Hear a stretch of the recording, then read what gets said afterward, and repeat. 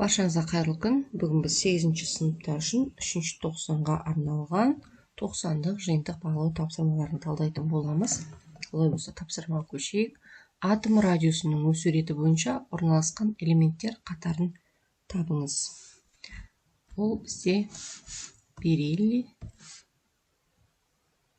магний және кальций. Келесі сыртқы электрондық деңгейіндегі электрон саны бірдей элементтер табыңыз. Яғни ол топ нөміріне сәйкес келеді бізде. Бериллий бізде 2-ші топта, сыртында 2 электрон, алюминийде 3, көміртекте 4, магнийда 2, азотта 5-ші топта 5, неон 8-ші топта 8, хлор 7-ші топта, сыртында 7, кальций 2-ші топта 2. Енді электрон саны бірдей, онда бериллийде 2, магний және кальций элементі. Келесі тапсырма: элементтерді бір топқа біріктіруге негіз болатын қасиеттерді атаңдар.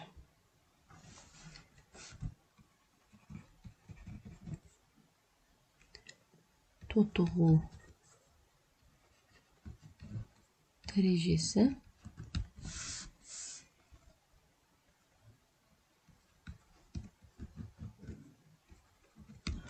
қасиеті. Яғни тотығу дәрежесінің қасиеттеріне байланысты екен. Келесі тапсырма: топ период атом нөмірінің оның физикалық мағынасымен сәйкестендіріңіз. Топ нөмірі бізде топ нөмірі 1 сәйкес келеді сыртқы деңгейдегі электрон санына 1 Е. Екінші период ол энергетикалық деңгей санына 2 Д. Үшінші атом нөмірі сәйкес келеді атомның ядро зарядына, ядродағы протон санына және атомдағы электрон санына АВС. Келесі тапсырма: берілген металдардың металдық қасиеті арту бойынша орналастырыңыз. Алюминий, феррум, магний, кальций, натрий және калий. Металдық қасиетінің арту себебін түсіндіріңіз. Себебі солдан оңға қарай сыртқы қабатындағы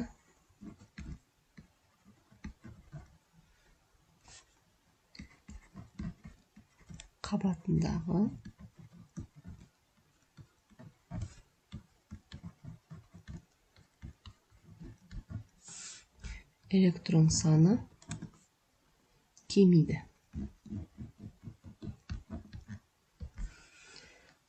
Көміртекке қатысты келесі тұжырымдамалардың дұрыстығын анықтаңыз. 2 энергетикалық деңгейі бар. Үшкіш сутекті қосылысы CH4-ті құрайды және мына жерде тотығу дәрежесі +4, -4 және +2-ні құрайды. Келесі тапсырма: сутек пен бром атомдарының арасында химиялық байланысты анықтаңыз.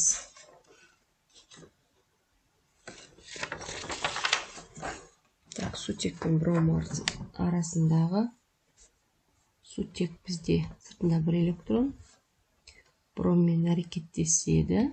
Бром бізде 7 электрон бар сыртында. Тең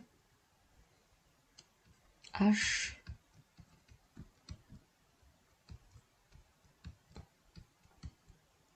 бром ковалентті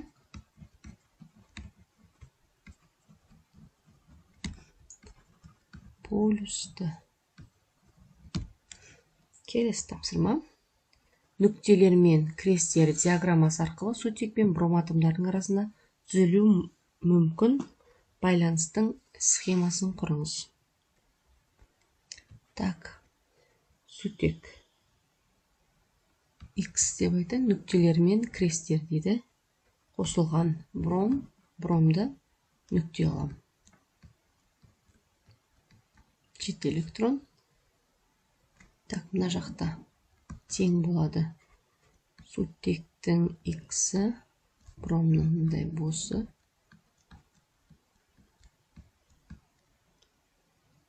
Осы жерде ортақ электрон жұбы мынау болады.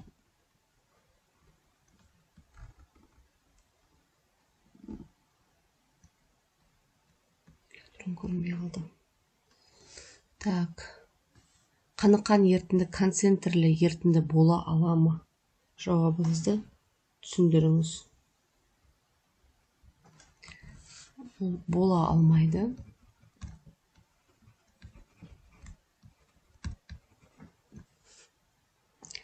Себебі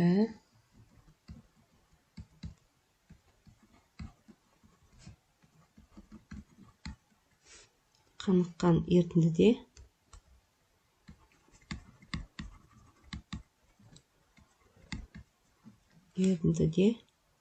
ары қарай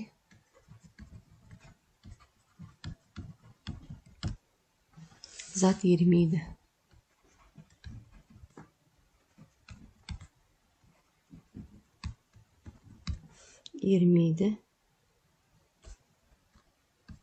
Ал концентрліде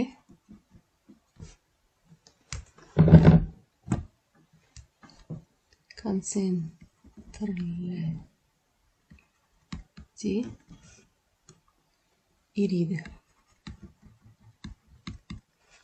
Келесі, литий мен фтор атомдарының электрондық энергетикалық деңгейлерге таралуын көрсетіңіз. Так, бізде литий плюс 3, 2 және 1. Фтор бізде 9 элемент плюс 9, 2 және 7 болады. Келесі, литий мен фтор атомдарының арасында иондық байланыстың түзілу сызбасын көрсетіңіз. Литий бізде бірінші топта орналасқан, сыртында 1 электрон, фтор бізде 7-ші топта.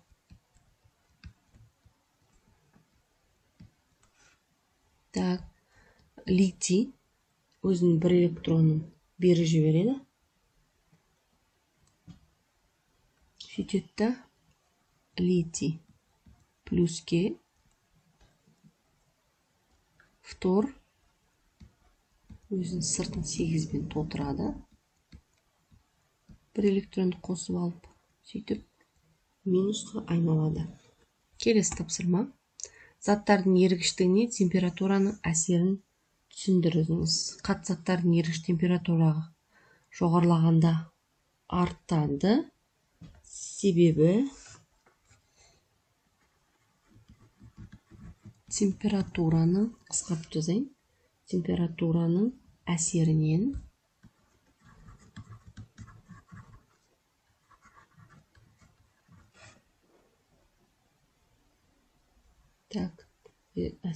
диффузия тез жүреді.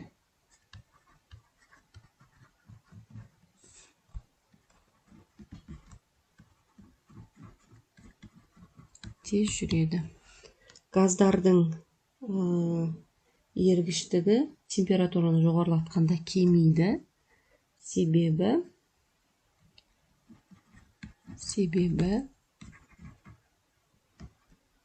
температураның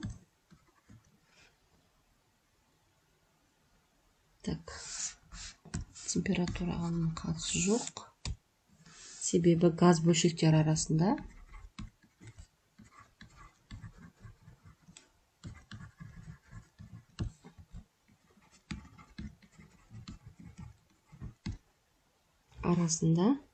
қашықтық үлкейеді.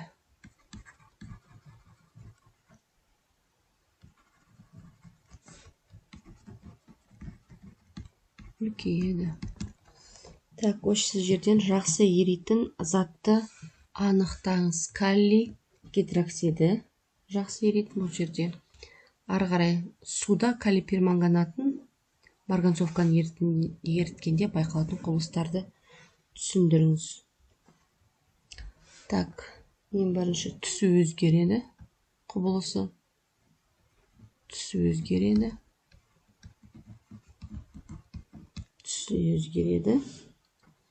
Бұл кезде калий перманганаты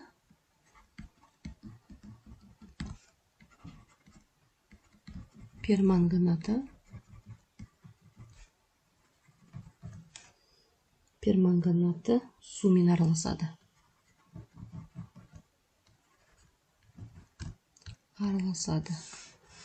Екінші, тығыздық өзгереді.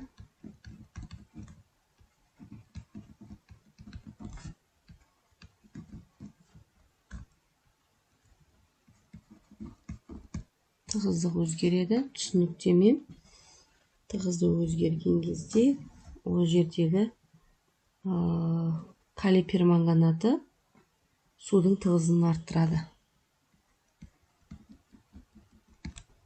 Перманганаты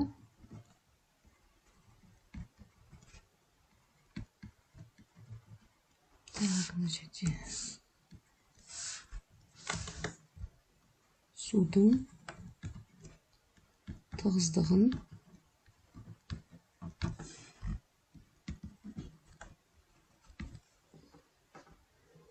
арттырады.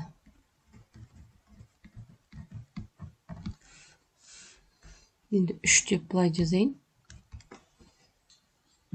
Қату температурасы өзгереді. Ол кезде не болады? Калий перманганат әсерінен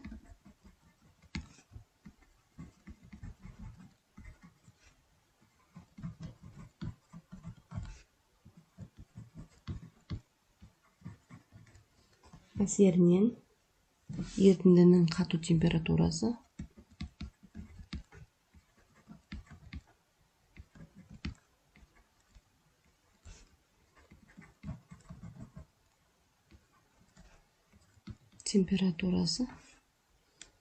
жоғарылайды. Қысқартып осылай жазайын.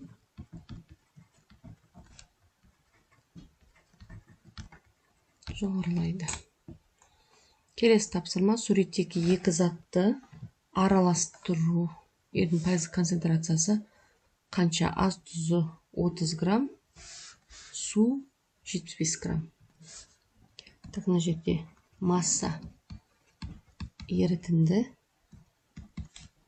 табу үшін масса тұзды қосамыз масса суға. Сонда 30-ды қосамыз 75-ке 105 шығады.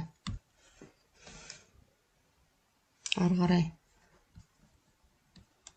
тұздың массалық үлесін табу үшін масса тұзды бөлеміз масса ерітіндіге. Сосын көбейтеміз оны 100%-ға. 100%-ға, сонда 30-ды бөлеміз 105-ке, көбейтеміз 100%-ға. Сонда мына жерде 29% шықты. 29 ба? 28-де 75. 28-де 75, 28-де нақты жоқ шамамен алғанда 28-де 5. Ер жауабы дұрыс болады. Ары қарай мұғалім оқушыға 200 грамм 30%-дық ерітінді дайындауды тапсырды. Масса тұз тең масса ерітіндіні көбейтеміз массалық үлеске, бөлеміз 100%-ға. Тең 200-ді көбейтеміз 30%-ға, бөлеміз 100-ге. Тең болады 60 грамм. Осы жерден судықын табайық. Масса су тең масса ерітіндіден азайтамыз масса тұзды. 200-ден азайтамыз 60-ты. Сол кезде жерде 140 грамм. Сонда С жауабы дұрыс. 60 грамм тұз, 140 грамм су. Ары қарай 14 малярлық концентрация дегеніміз 1 литр көлемде еріген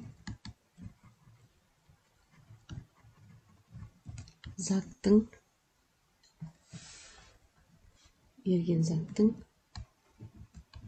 мөлшері.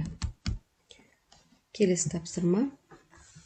500 мл ерітіндіге 5 грамм натрий гидроксиді бар ерітіндінің малярлық концентрациясы. 500 мл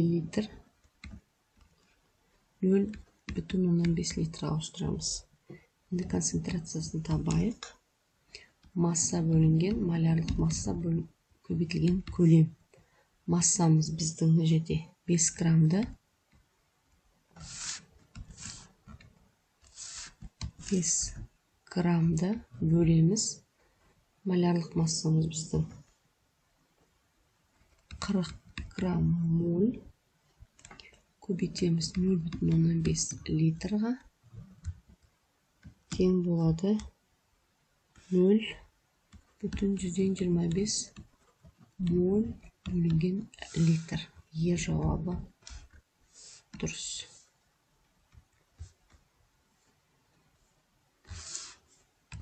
Е жауабы дұрыс екен.